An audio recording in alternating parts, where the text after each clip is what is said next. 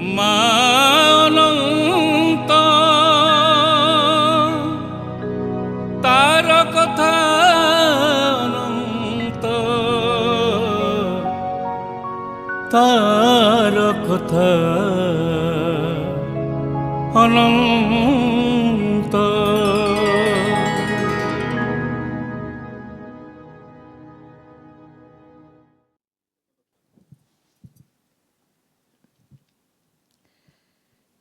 ମା ଅନନ୍ତ ମା କଥା ଅନନ୍ତ ପର୍ଯ୍ୟାୟରେ ଆଜି ଆଲୋଚନାର ପରିସରକୁ ଆସନ୍ତି ମହାମାୟା ମା ଲଳିତା। ମହାମାୟା ମା ଲଳିତାଙ୍କର ଉପାସନା କେଉଁ ପ୍ରାଚୀନ କାଳରୁ ଗଡ଼ି ଆସୁଛି? ସେ ହେଉଛନ୍ତି ଆଦିମାତା। ସାମଗ୍ରିକ ଭାବରେ ଶ୍ରୀ ଓ ସୌଭାଗ୍ୟର ଅଧିଷ୍ଠାତ୍ରୀ ମା ଲଳିତା ଥିଲେ ଭଗବାନ ଶ୍ରୀକୃଷ୍ଣଙ୍କର ମନୋଜ୍ଞ ବୃନ୍ଦାବନ ଲୀଳାର ସହଚରୀ। ମହର୍ଷି ଅଗସ୍ତ୍ୟ ଥିଲେ ମହାମାୟା ମା ଲଳିତାଙ୍କର ଉପାସକ। ଲଳିତା ଉପାସନା ସାର୍ବଜନୀନ, ସାର୍ବକାଳିକ ଓ ସାର୍ବଜାତିକ ମଧ୍ୟ। ସ୍ମୃତିକାର ହାରିତମୁନି ଭଗବାନ ପରଶୁରାମଙ୍କୁ ଏହି ଲଳିତା ଉପାସନାର ବିଦ୍ୟା ପ୍ରଦାନ କରିଥିଲେ। ଭଗବାନ ପରଶୁରାମ ମହେନ୍ଦ୍ର ପର୍ବତ, ଯାହାକି ଗଜପତି ଜିଲ୍ଲାରେ ଅବସ୍ଥିତ, ତାହାକୁ ନିଜର ନିବାସ ରୂପେ ବାଛି ନେବା ପରେ ଓଡ଼ିଶାରେ ଲଳିତା ଉପାସନାର ବହୁଳ ପ୍ରସାର ଘଟିଛି। ଦେବୀଙ୍କୁ ଆରାଧନା କରି ଭକ୍ତ କଣ୍ଠରୁ ଝରି ଆସିଥାଏ, ଅନନ୍ତ ମୂରତି ତୁମେ ଅନନ୍ତ ରୂପିଣୀ, ବିଶ୍ୱବୀଜ ରୂପେ ତୁମେ ବିଶ୍ୱ ପ୍ରକାଶିନୀ। ସକଳ ସଂସାର ମୋଦେ ତୁମ୍ଭର ଯେ ମାୟା, ସଂସାରେ ପ୍ରସନ୍ନ ଦେବୀ ହୁଅ ମହାମାୟା। ଲଳିତା ସହସ୍ର ନାମର ନାମାବଳୀରୁ ତଥା ଶାକ୍ତ ଗ୍ରନ୍ଥମାନଙ୍କର ଅନୁଶୀଳନରୁ ଏହା ସ୍ପଷ୍ଟ ହୋଇଥାଏ ଯେ ତ୍ରିପୁରା ବା ଶୁଦ୍ଧ ଚିତ୍ତ ଶକ୍ତି ହିଁ ହେଉଛନ୍ତି ମା ଲଳିତା। ସେ ହିଁ ଷୋଡ଼ଶୀ ଶ୍ରୀବିଦ୍ୟା, କାମେଶ୍ୱରୀ, ଭୁବନେଶ୍ୱରୀ ଓ ତ୍ରିପୁରା ସୁନ୍ଦରୀ ଅଟନ୍ତି। ମା ଲଳିତା ହେଉଛନ୍ତି ସମସ୍ତ କଷ୍ଟହାରିଣୀ।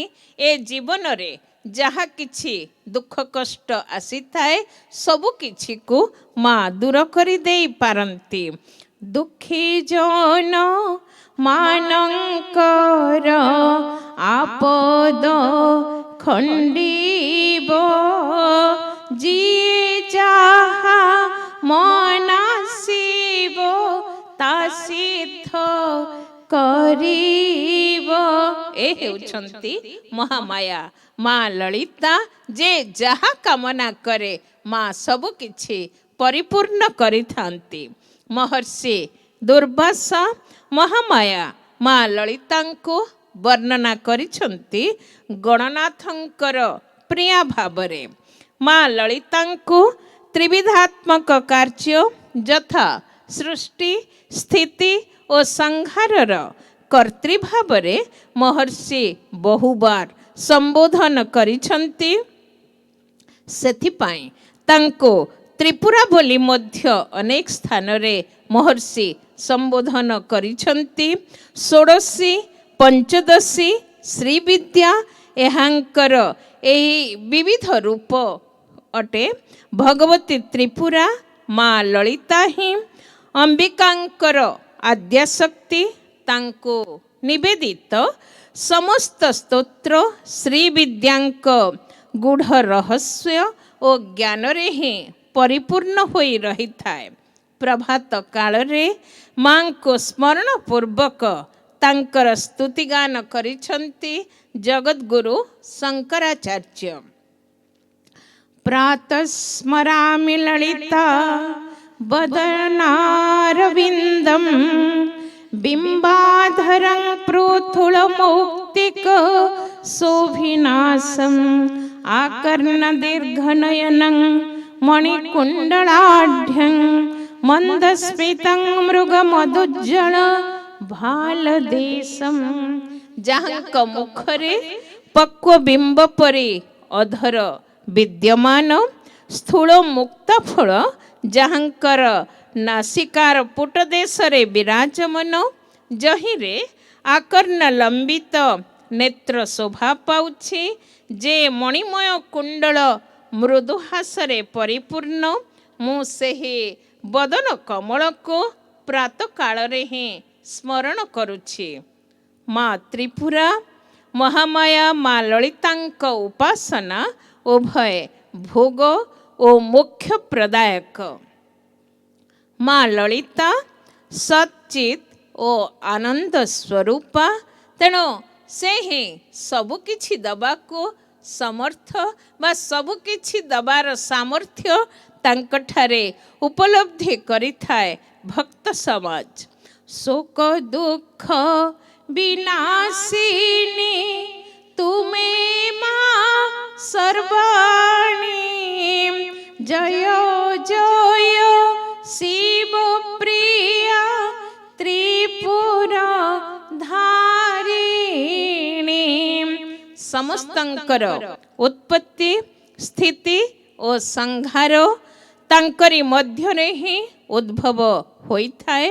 ଜ୍ଞାନ ଶକ୍ତି, ଚିତ୍ ଶକ୍ତି ଓ କ୍ରିୟା ଶକ୍ତି ମହାମାୟା ମା ଲଳିତାଙ୍କର ନିଜସ୍ୱ ଅଟେ।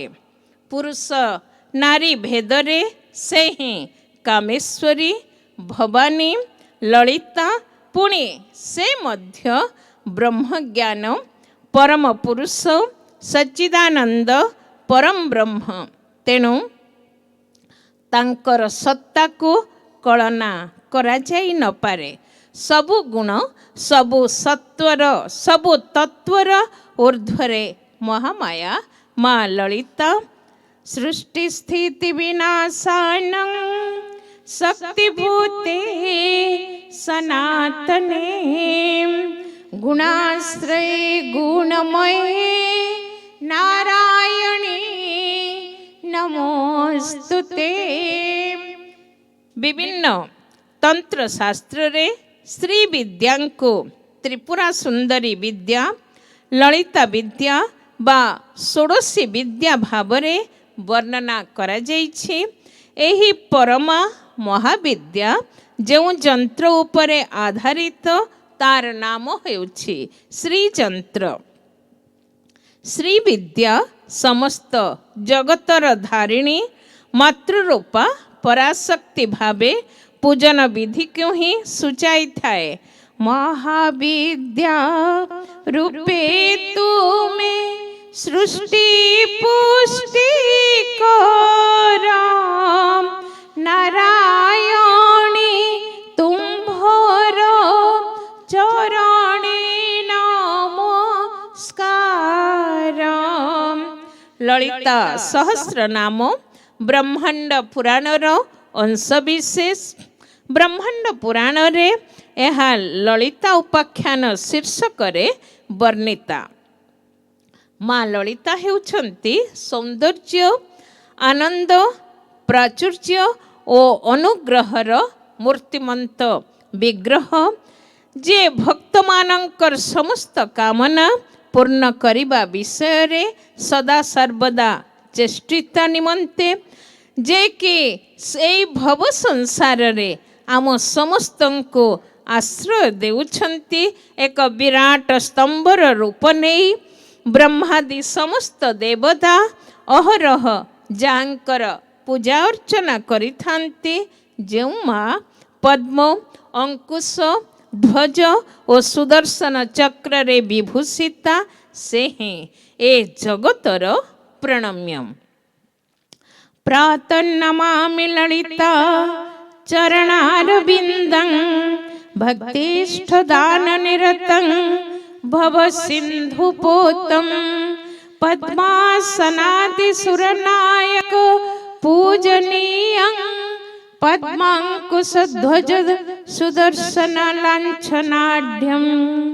મા મહામાયા લલિતા ઈચ્છા શક્તિ, જ્ઞાન શક્તિ ଓ କ୍ରିୟାଶକ୍ତି ସ୍ୱରୂପିଣୀ. ଏ ଜଗତର ସମସ୍ତ ବସ୍ତୁ ତାଙ୍କର, ସମସ୍ତ ଜୀବଜଗତ ମଧ୍ୟ ତାଙ୍କରି ଆଶ୍ରିତ. ସେଇଥିପାଇଁ ସେ ସର୍ବଜନ ହିତାୟ ଓ ସର୍ବଜନ ସୁଖାୟ ଏହି ଶାଶ୍ୱତ ନିର୍ମଳ ଓ ବିମଳ ସତ୍ୟର ପରିଚିତି ଓ ପରିପ୍ରକାଶ ହେଉଛନ୍ତି ମହାମାୟା ମା ଲଳିତା.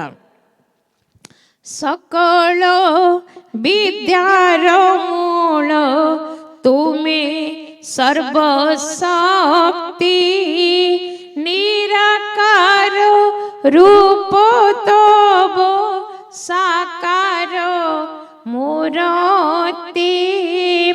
ସକଳ ତୁମ୍ଭର ମାୟା ତୁମେ ସର୍ବମୟ.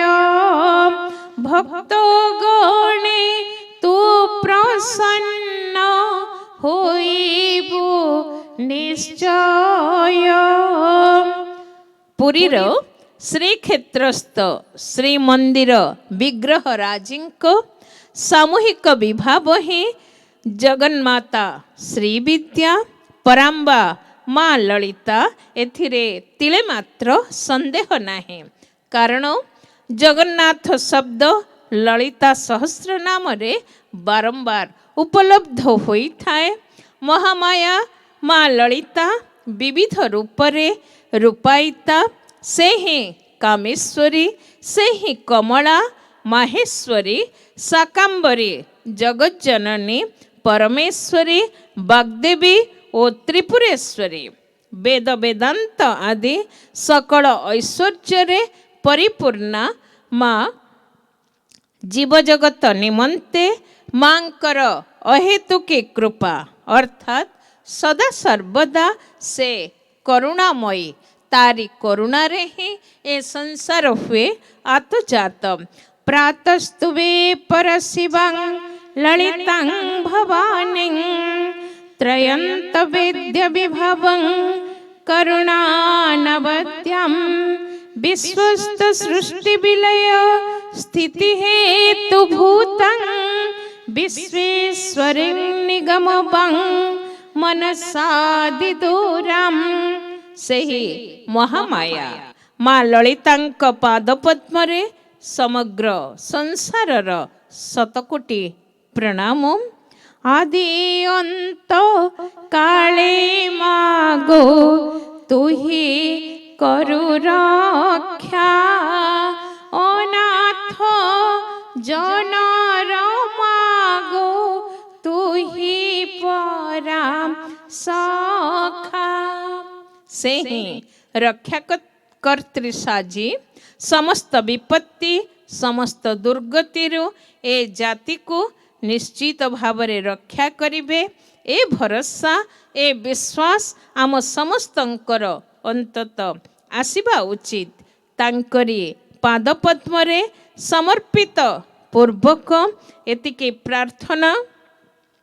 ଧ୍ୟାୟେତ୍ ପଦ୍ମାସନସ୍ଥଂ ବିଳସିତ ବଦନଂ ପଦ୍ମପତ୍ରାୟତକ୍ଷୀଂ ହେମାଭଂ ପୀତବସ୍ତ୍ରଂ କରକଳିତ ଲସତ୍ ହେମପଦାଂ ବରାଙ୍ଗୀಂ सर्वालंकारयुक्तं सततमद्भयदां भक्तनम्रां भवानीं श्रीविद्या शान्तमूर्ति सकलसुरनुतं सर्वसम्पत्प्रदातिं सर्वसम्पत्प्रदातिं। महामाया ମା ଲଳିତା ତାଙ୍କର ଅଭୟ ପଣତ ତଳେ ଏ ଶଶାଘରା ପୃଥିବୀର ସମସ୍ତଙ୍କୁ ସ୍ଥାନ ଦିଅନ୍ତୁ। ମାଙ୍କ କୃପା କଟାକ୍ଷ ହେଉଥାଉ ଆମ ସମସ୍ତଙ୍କର ପାଥେୟ। ମାର ଚରଣାରବିନ୍ଦରେ ଏତିକି ମାତ୍ର ପ୍ରାର୍ଥନା। ଜୟ ମା ଲଳିତା, ଜୟ ମା ଶ୍ରୀବିଦ୍ୟା, ଜୟ ମା ତ୍ରିପୁରା, જય મહામાયા.